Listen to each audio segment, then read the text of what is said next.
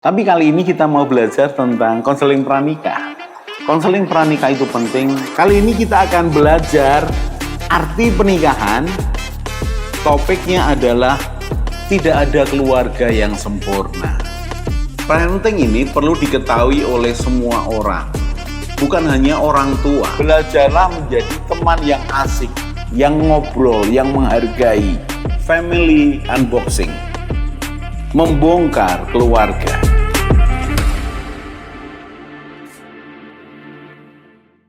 Salam keluarga Indonesia, kita akan belajar lagi dan kita akan masih melanjutkan belajar parenting.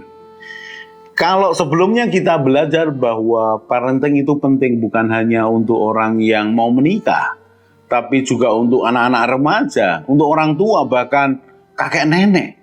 Penting supaya mereka mempunyai cara pandang yang sama, melihat bahwa pengasuhan anak yang baik itu penting. Dan kita sudah belajar, ada yang namanya tanggung jawab 24 tahun. Tanggung jawab 24 tahun. Yaitu tanggung jawab kepada anak dari usia 1 detik sampai 24 tahun. Pendampingan, pengajaran, pendisiplinan, kemudian membangun akan karakter mereka. 24 tahun. Dan 24 tahun ini kita bagi per 6 tahun. Supaya bebannya tidak berat. Pak, kok bebannya tidak berat? Saudara, saya berikan ilustrasi.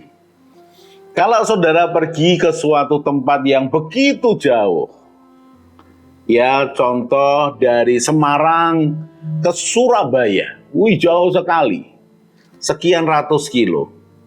Kalau saya melihat Surabayanya sambil saya naik mobil ya, waduh jauh sekali. Bagaimana caranya membuat kesan bahwa yang jauh itu terasa tidak terlalu jauh? Maka saya akan potong per kota. Oke, saya ke Solo dulu sekitar 2 jam. Sebelum tol itu bisa 2 jam, 2,5 jam. Sekarang lewat tol 1 jam. Tapi saya ke Solo dulu. Oke, kemudian dari Solo kemana? Oh, dari Solo ke Ngawi. Gitu. Ngawi terus kemana? Oh, berarti Ngawi saya Nganjuk Kertosono. Dari sana kemana? Oh, ke Mojokerto. Gitu. Jadi perjalanan yang panjang itu saya ubah di konsep saya bertahap lah. Supaya apa? Nggak terasa. Demikian juga 24 tahun. 24 tahun saya sarankan saudara untuk melihat per 6 tahun aja. Jadi kalau per 6 tahun kita akan lebih enteng. Karena ternyata setiap 6 tahun itu membutuhkan peran yang berbeda. Peran yang berbeda. Jadi 6 tahun pertama kita akan menjadi seperti perawat. Merawat mereka, mendampingi mereka, memberi makan, ya memberikan pakaian, memberikan tempat tinggal yang nyaman. Itu 6 tahun pertama. Lalu 6 tahun berikutnya kita tetap perawat, tapi lebih lagi bertambah kita perannya sebagai guru. Guru yang mendidik, yang mengajari. Yang mengajari, yang mendampingi, yang menghukum. Tapi di tengah itu memberikan pengertian dan mengatakan pada mereka bahwa papa, mama ini sayang sama kamu supaya kamu ini menjadi pribadi yang mandiri dan bertanggung jawab. Jadi pengajaran ini memang papa mama harus lakukan. Kalau kamu salah, kamu harus tahu salahmu di mana dan akibatnya apa. Ini peran guru. Tetap merawat, memberikan apa yang mereka butuhkan, tapi gurunya lebih kuat. Berikutnya, 12-18. Ketika SD, SMA. Perhatikan ya. Ketika sudah kelas 5-6 SD, anak ini punya kemampuan lebih kritis. Dia akan membandingkan, dia akan menanyakan, ya, mengapa begitu? Kenapa tidak boleh? Kenapa itu lebih baik? Dan ini berbeda ketika pertanyaan ini muncul di masa dia 6 tahun pertama, yaitu ketika masih kecil. Masih kecil tuh anak kecil, anak 3 tahun ya, 4 tahun tanya itu apa? Ketika kita menjawab belum selesai juga dia udah lompat yang lain, itu apa?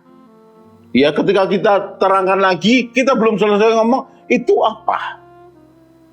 Anak ini pengen tahu, tapi belum bisa menyimpan secara memori, kemudian membandingkannya, menganalisanya. Nah, kekuatan ini muncul ketika dia sudah kelas 5-6 SD, sudah kritis. Dia mulai tahu yang mana yang baik, mana tidak baik. Nah, peran ini mulai muncul ketika saudara peran guru itu akan bergeser menjadi peran teman.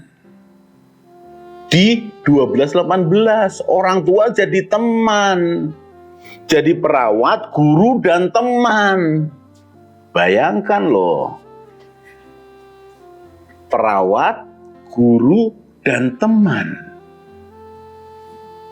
Jadi kalau kalian ya, orang tua yang tidak mau belajar, anak yang sudah mulai SMP itu berbeda dengan perlakuan anak SD.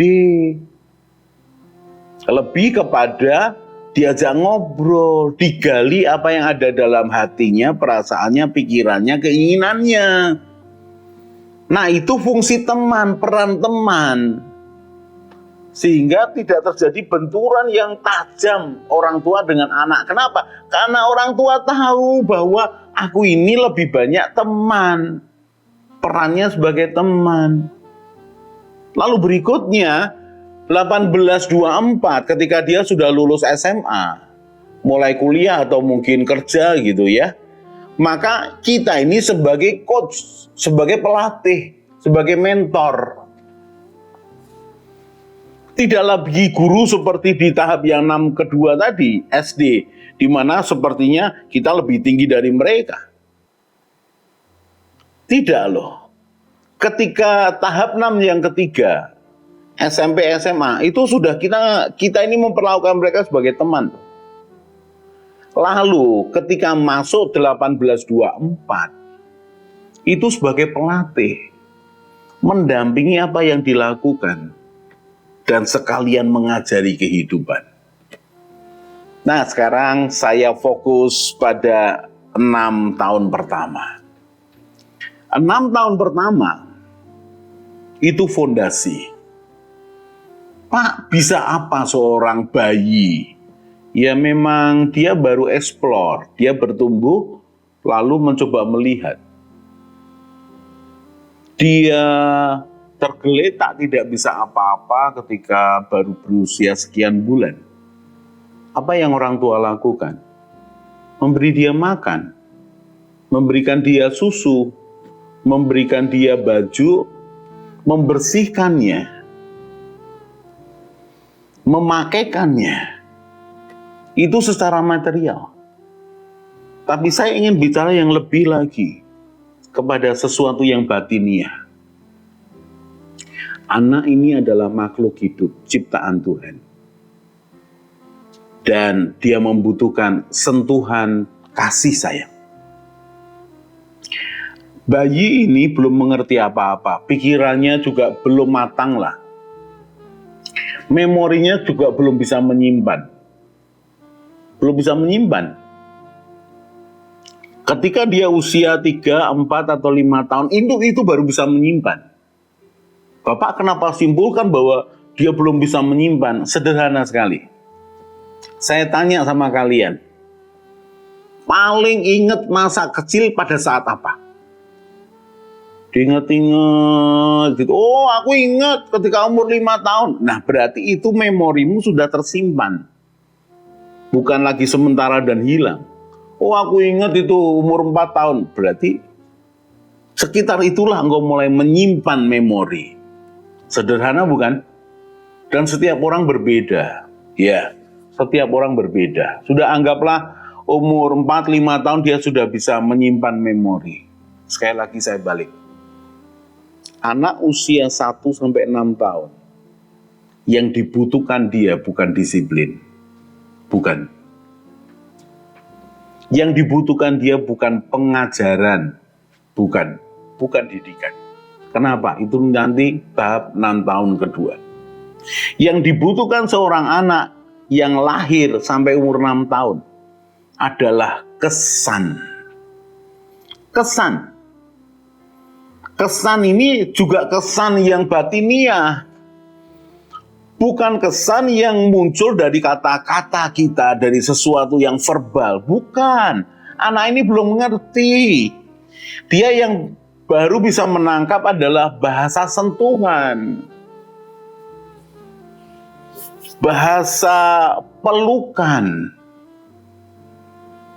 Saudara mau mengatakan aku mencintaimu kepada anak yang umur 2,5 tahun, 3 tahun. Dia nggak tahu apa itu cinta. Tapi dia akan mengerti ketika dia dipeluk. Dia merasa aman. Ini kesan. Kesan ini harus dibangun. Kesan yang seperti apa? Kesan bahwa dia ini diterima. Kesan bahwa dia ini diharapkan, diingini. Kesan bahwa dia ini dihargai. Kesan bahwa anak kita ini anak yang berharga. Engkau itu penting buat papa mama. Kesan ini harus dibangun. Jadi 6 tahun pertama, bangunlah kesan. Kesan yang baik, bukan kesan yang jahat. Di mana engkau mulai hanya marah. Dia tidak mengerti kata-katamu, tapi dia melihat raut mukamu, suaramu yang tinggi, matamu yang melotot, bahkan sesuatu. Dia akan terima kesan. Ini menakutkan. Ini menakutkan. Dan dia tidak merasa aman. Jadi 6 tahun pertama yang harus dibangun adalah kesan. Kesan batiniah. Kesan mental. Mengapa? Karena kalau kesannya buruk, itu akan berdampak kepada perkembangan karakter berikutnya. Perkembangan dia sebagai manusia seutuhnya. Kita akan lanjutkan lagi di segmen berikutnya. Salam keluarga Indonesia.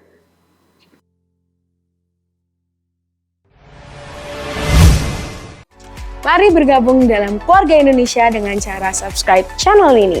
Di Keluarga Indonesia, kita akan belajar bersama tentang pranikah, pernikahan, keluarga, parenting, mertua menantu, dan juga family unboxing. Jadi jangan lupa share pada teman dan keluarga dan juga subscribe.